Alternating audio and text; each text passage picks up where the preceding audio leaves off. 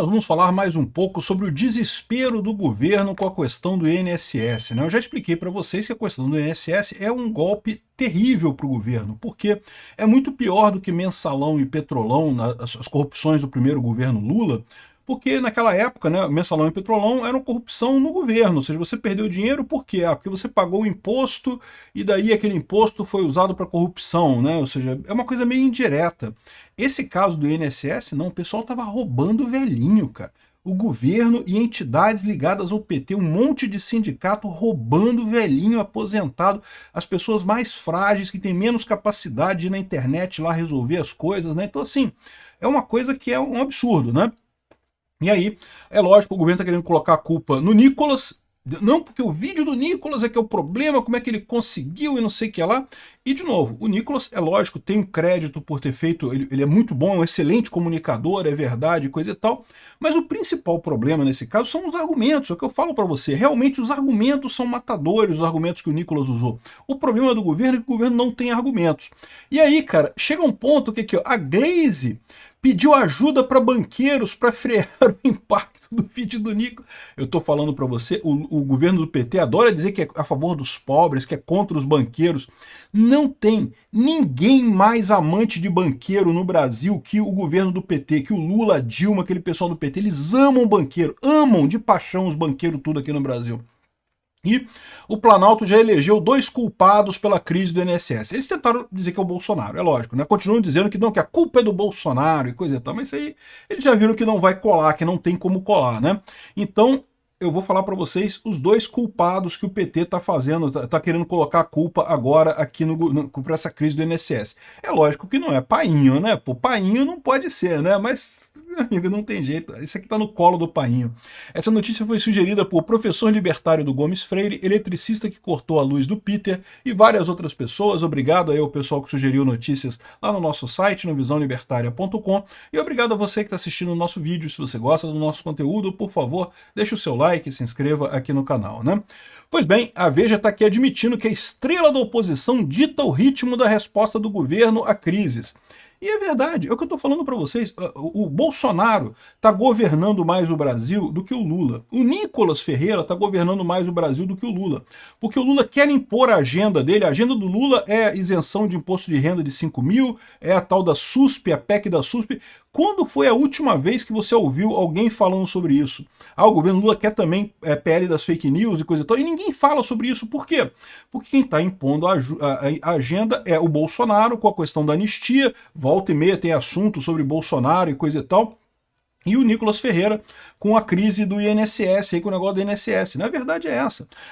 O pessoal da esquerda tem uma tara muito grande por poder institucional. Sabe o que é poder institucional? É aquele poder que deriva do seu cargo, da sua posição. Então, eu sou seu chefe, eu posso dar ordem, você tem que me obedecer, né?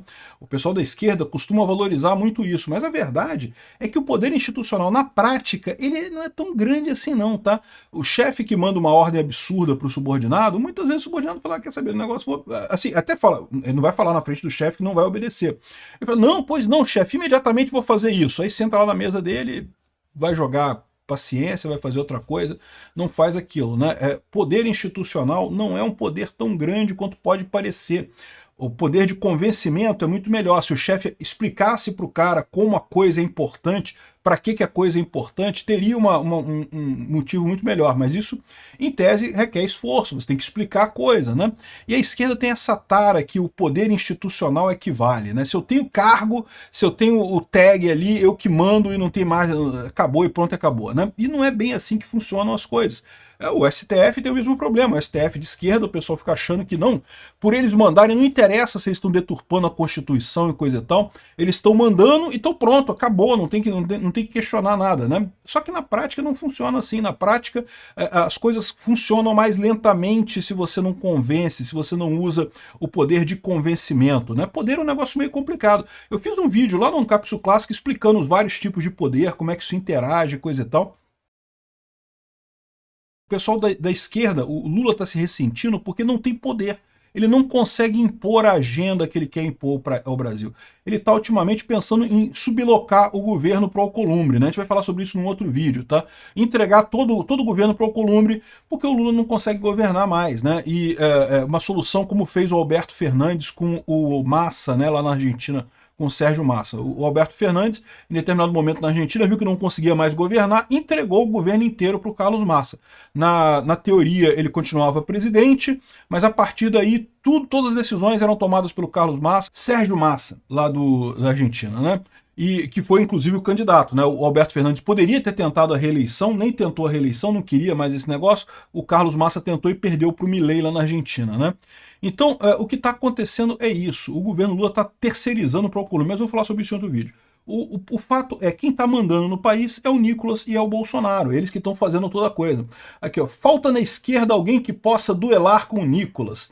E o que eles estão falando aqui? O que eu já falei no outro vídeo. O vídeo do Nicolas bateu 100 milhões de visualizações no instante. Está com 136 milhões de visualizações agora, né? Eles estão falando aqui que falta alguém que possa duelar com o Nicolas. E, de novo, esse pessoal continua insistindo na coisa errada. O Nicolas tem uma boa comunicação, a comunicação dele é muito melhor do que a do PT, é verdade, é sim. Mas o Nicolas, principalmente, tem os argumentos corretos. O problema do PT são os argumentos que estão errados, né? E aí começa a bater um desespero aqui, ó. Gleisi pediu ajuda para os banqueiros para frear o impacto do Nicolas. Eles estão querendo que os banqueiros esclareçam aquele problema dos 90 bilhões de reais. Por quê? Lembra que a Polícia Federal desbaratou uma quadrilha de entidades que envolvia vários sindicatos e coisa e tal, que estava descontando indevidamente a previdência de aposentados, né?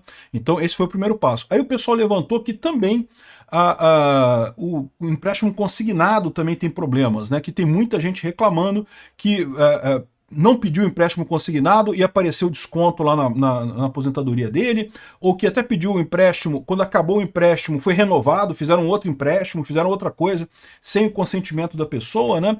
E esses empréstimos, por mais que você diga assim, mas a pessoa recebeu o dinheiro, ela recebeu um dinheiro adiantado e depois está pagando, mas só que os juros são abusivos, então você acaba realmente tendo um mau negócio, né? A questão é que o valor dos empréstimos consignados chega a 90 bilhões. Só que isso é o valor total. Alguns desses empréstimos foram realmente empréstimos consignados, tirados pelo, né, que a pessoa realmente pediu. Então esse não está errado. Se a pessoa quis tirar o empréstimo consignado mesmo, não tem nada de errado, né? Aqui, ó. A Febraban diz que não houve nenhum pedido nesse sentido por parte da Gleisi. Então a Febraban recusa, diz que, mas é lógico que eles vão falar isso, né? Porque senão fica muito patente esse caso, né? Aqui, ó, o vídeo do Nicolas ultrapassou 100 milhões de visualizações e não sei o que lá. Durante a reunião da Febraban, na quinta-feira, dia 8/5, a Gleisi solicitou os bancos divulgarem os números corretos sobre os valores de empréstimos consignados.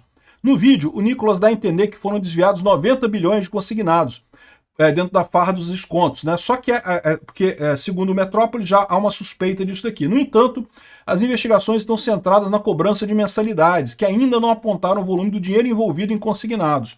Ou seja, sim, tem fraude nos consignados, mas ainda não começaram a investigar isso. Então não sabe ainda se esses 90 bilhões são esse problema, né? Enfim, e eles estão lembrando aqui um problema que eu já apontei para vocês, que para eles é muito complicado aqui.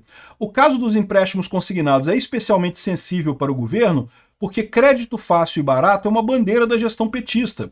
O primeiro mandato do Lula é considerado o período de grande expansão dos consignados. Essa farra, essa confusão, começou com o Lula dando empréstimo consignado para aposentado lá atrás, né? Um monte de fraude, um monte de problema desde lá de trás. E agora, recentemente, aqui, ó, em março desse ano, o governo expandiu a oferta de empréstimos consignados para trabalhadores do regime CLT. Ou seja, é aquilo que eu avisei também, daqui a pouco começa a aparecer as fraudes do consignado CLT, porque vai ter, é lógico que vai ter. Teve no INSS, é lógico que vai ter no consignado, no consignado CLT. Então você que é CLT aí, toma cuidado, presta atenção, se não vão começar a descontar coisa da sua folha, por quê? Porque graças ao Lula agora pode ter a fraude do consignado CLT também, né? Ou seja, o PT está tentando jogar a culpa da fraude no Bolsonaro. Não tem culpa da fraude no Bolsonaro, a maior parte são sindicatos ligados ao PT, o número de descontos aumentou muito em 2023 e 2024, não tem como cair no Bolsonaro essa coisa, né? Os consignados é pior ainda, porque os consignados são a marca do Lula. Mais uma vez tem um monte de dedo do Lula nessa história aqui também, né? Agora, O que eles estão fazendo nesse caso aqui, né? O Lula já viu que não consegue botar a culpa no Bolsonaro, não cola, cara. Aquele gráfico é matador, aquele gráfico que mostra a quantidade de descontos e também a questão que eu falei para vocês, que os idosos, os aposentados e também todo mundo da família, né, que tem, você que tem alguém na família que é aposentado e coisa e tal, vai olhar lá o contra-cheque lá, o rolerite lá do seu avô, do seu tio, do seu pai que é aposentado. Se tiver desconto lá, você vai ver, vai ser 2023, 2024. A imensa maioria dos descontos foi agora no governo Lula, não foi no governo Bolsonaro. Então fica muito claro esse problema. Aí o Lula agora decidiu apontar culpados para essa coisa. E quem são os culpados na visão dele? Primeiro é o Vinícius de Carvalho da CGU, a Controladoria Geral da União, né? Que segundo o Lula, ele sabia do esquema, mas evitou levar essa informação para o governo, ficou tratando só com o Carlos Lupe, não deveria ter falado com o governo. Por que deveria ter falado com o governo? Não tem lógica nenhuma. O Lula está a favor disso daqui, o PT sempre foi quem adora esses descontos de aposentado, sempre teve isso. A Gleisi Hoffmann se elegeu roubando aposentado também, isso é golpe típico do PT. Ele não levou para o Lula porque ele supôs que o Lula sabia e queria que isso acontecesse, é lógico, né? E o outro, lógico, é o Carlos Lupe, né? O Carlos Lupe é culpado de tudo. O Carlos Lupe pediu demissão, agora ele vai ser o culpado padrão da coisa toda. E o PDT está feliz com a demissão, né, por ter saído do governo, diz que está satisfeito porque espera alcançar a distância do governo para as eleições de 2026 e coisa e tal. Mas eu vou falar para o pessoal do PDT, toma cuidado, porque agora eles vão tentar botar a culpa toda no Lupe. Se o PDT quiser continuar como um partido viável para 2026, tem que abrir a boca, tem que... Lupe, fala, Lupe. Se você não falar, o PT vai colocar a culpa toda em você, e aí o PDT vai se queimar com essa história, você vai ficar com a culpa e nenhum dos benefícios, né? Agora, se você falar, vai ficar, aí a coisa muda de figura, pode destruir o Lula completamente em 2026 e pode alçar o PDT ao partido da esquerda lá. Olha só como é que já está a relações públicas do governo, aqui a assessoria de imprensa do governo Lula já está falando aqui na Globo News como é que a culpa é toda do PDT. Olha só isso daqui. O PDT precisa pedir perdão à nação brasileira, é isso que ele tem que fazer. O PDT tem que vir a público pedir desculpas. O PDT recebeu um ministério com orçamento de 1 trilhão e com a seguinte missão, diminuir, acabar com as filas. O PDT, já que o PDT está dizendo que ele é o ministério, o PDT criou outra fila, a fila de aposentados e pensionistas roubados. O PDT centralizou a administração do INSS na figura do ministro da Previdência, porque toda e qualquer nomeação tinha que passar pelo aval do ministro da Previdência, ou seja, o Lupe, o PDT, comandou o Ministério da Previdência com mão de ferro.